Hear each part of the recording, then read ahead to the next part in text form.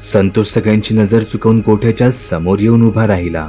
तो तिथे अनेकदा आला होता, पण आज तो त्या गोठ्याकडे तो त्याची नवीन डिटेक्टिव्ह नजर फिरवत होता। गोठ्याच्या 2-3 पायऱ्या चढून तो गोठ्याच्या ओसरीत आला। त्याने सहजच छताकडे एकदा पाहिले।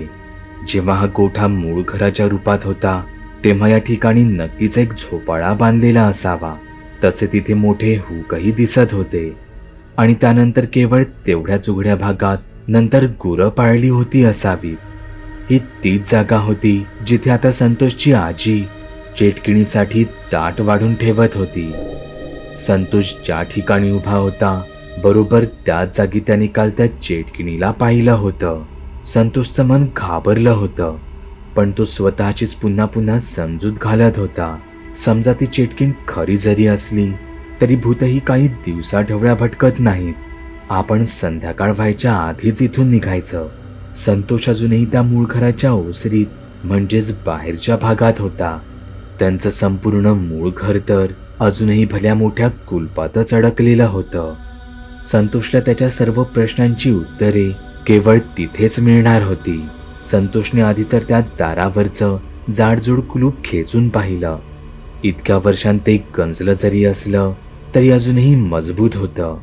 संतोषच्या नाजूक हाताने ते असं सहज तुटणारं नव्हतं। संतोषला त्या घरात जायचा दुसरा काहीतरी मार्ग शोधावा लागणार होता।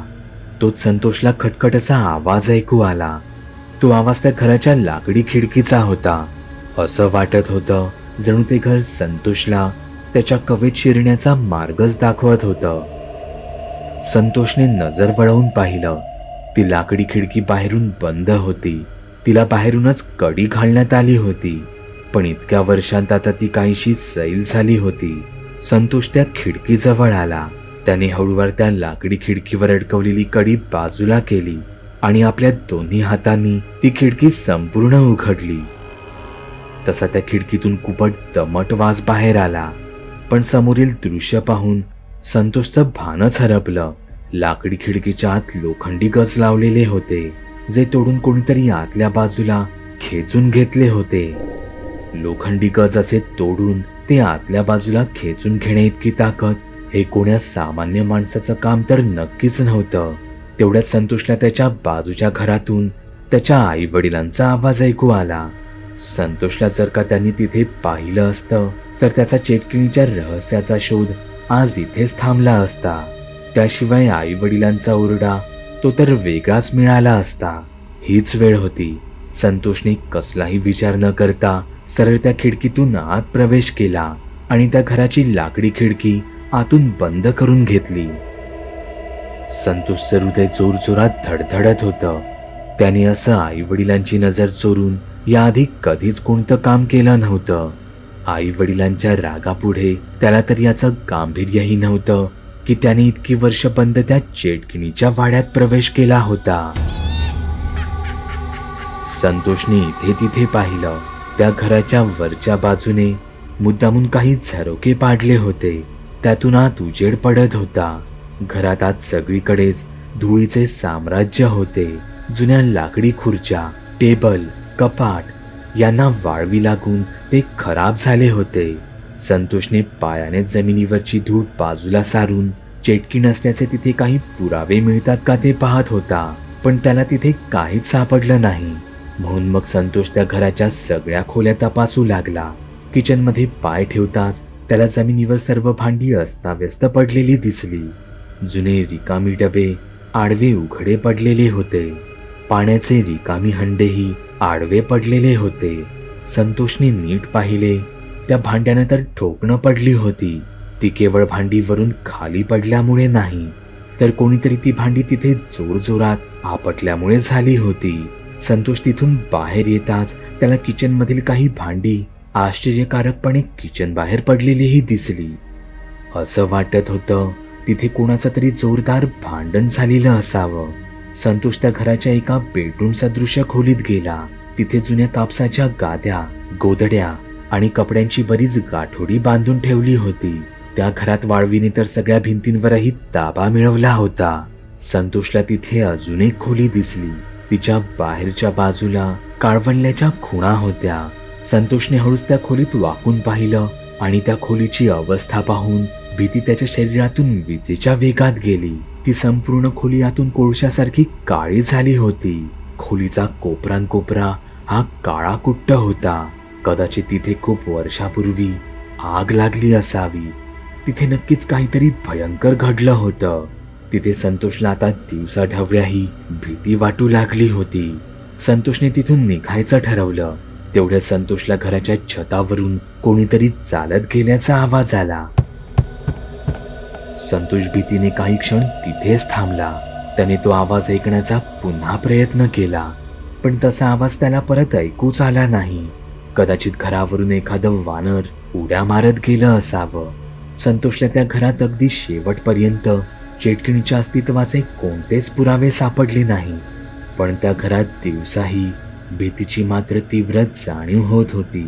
संतोष तिथून निघतच होता तोच त्याची नजर तिथून वर जाणाऱ्या पायऱ्यांकडे गेली. त्या घराला तर वरचा मजलाही होता. इतका वेळ संतोषची त्यावर नजर पडली कशी नव्हती, कारण कदाचित त्या पायऱ्या घराच्या एका कोपऱ्यात होत्या. तसं एका विचाराने संतोषचं अंगच शहारलं. याचा अर्थ मगाशी आलेला आवाज तो घराच्या छतावरून नाही तर माळ्यावरून आला होता. माळ्यावर नक्कीच काहीतरी होतं. संतोष घाबरला होता, पण खरं काय ते त्याला माळ्यावर जाऊनच कळणार होतं. संतोष माळ्यावर जाणाऱ्या त्या लाकडी पायऱ्यांकडे एकटक पाहू लागला. त्याने मन धीट केलं आणि तो पायऱ्यांनी हळूहळू वर चढू लागला. घरात सर्वत्र धुळीचा कुबट दमट दर्प पसरलाच होता, पण अचानकच तिथे जीवघेणी शांतताही पसरली होती. जणू ते घर पुढे काय घडणार या गोष्टीकडे आस लावून बसले असावे. संतोष शेवटच्या काही पायऱ्या येताच खाली झुकला. दोन्ही हात पायऱ्यांवर टेकवून तो रांगत पुढे सरकू लागला. त्याने हळूवार मान वर करून माळ्यावर पाहिले.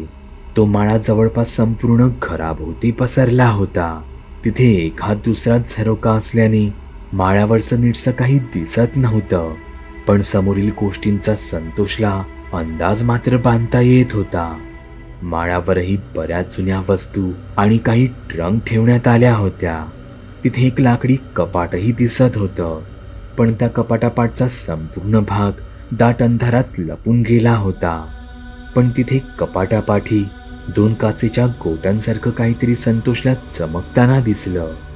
संतोषला ते चमकणारे गोळे स्वतःकडे आकर्षित करत होते. संतोषही त्यांकडे खेचला जात होता.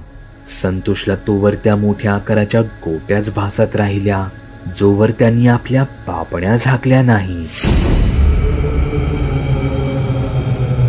संतोषला वाटणाऱ्या अंधारात चमकणाऱ्या त्या गोट्या मुळात चेटकिणीचे डोळे होते, जिला संतोष शोधत तिथवर आला होता. संतोष जोरात किंचाळला. त्याच्या किंचाळीने ते घर अक्षरशः घुमून गेलं. संतोषच्या त्या आवाजात भीती, वेदना सगळं काही होतं. संतोषची ती किंकाळी दुपारची नीरव शांतता चिरत बाजूच्या घरापर्यंत पोहोचली. खुर्चीवर डुलत बसलेल्या संतोषच्या आजीने तिचे डोळे खाडकन उघडले. ती खुर्चीवरून उठून उभी राहिली. ती घराबाहेर आली.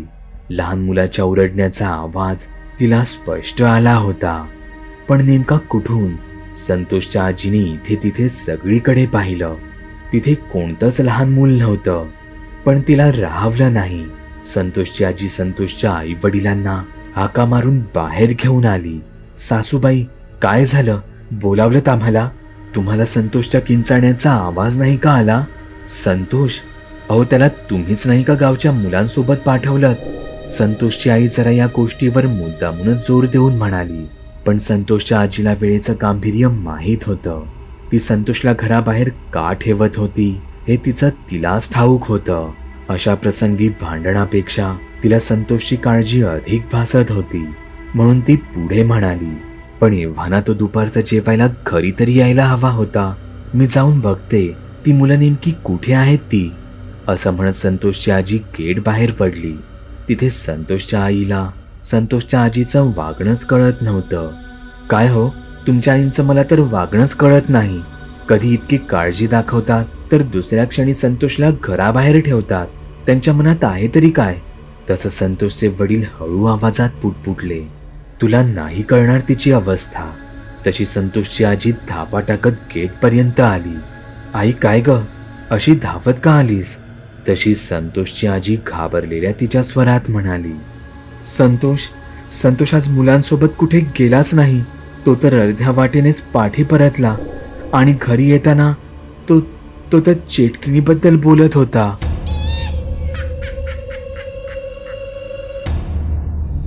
पागल बुवा. चॅनलवर अपलोड केलेल्या नवीन व्हिडिओची नोटिफिकेशन मिळवण्यासाठी चॅनल सबस्क्राईब करायला विसरू नका. व्हिडिओ आवडला तर आमच्या मेहनतीचा मोबदला म्हणून तो लाईक करून मित्रांसोबत जरूर शेअर करा. चॅनलवरचे इतर व्हिडिओ पाहण्यासाठी इथे क्लिक करा. तसेच चॅनलवरची प्लेलिस्टही चेक करा. दर दिवशी नवनवीन भूतांचे व्हिडिओ बनवून मी तुमचं मनोरंजन करत राहू याची खात्री बाळगा.